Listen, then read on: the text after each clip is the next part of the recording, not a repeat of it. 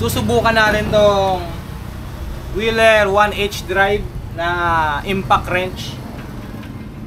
At ito, nagpa-customize ako kahapon itong coupler connector sa machine shop.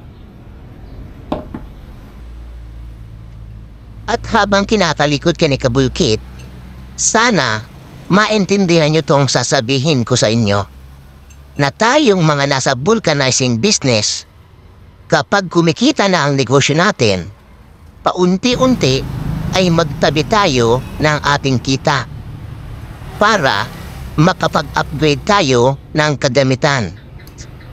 Ito ang natutunan ko sa mahigit 8 years ko bilang vulcanizing owner. Dapat nag-i-invest tayo sa maayos na kagamitan. Huwag nating hayaang ma-stuck lang tayo sa nakaugaliang mano-mano. Para naman ang ating mga tireman ay hindi na masyadong mahirapan sa kanilang trabaho. Kaakibat nun ay maiwasan ang posibleng disgrasya at mapadali ang trabaho.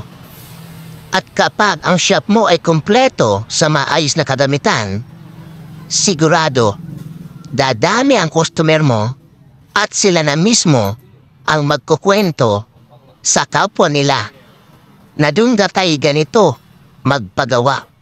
Maayos at mabilis sila gumawa. At syempre, kumpleto pa sila sa gamit. Tandaan nyo ito mga kabulkit. Ibalik nyo ang kita sa negosyo upang lalong mag-improve ang binibigay nating serbisyo. Ito mga kabulkit, bago natin i-operate ang ganitong machine, huwag natin kalilimutan na lagyan to ng langis. Ito.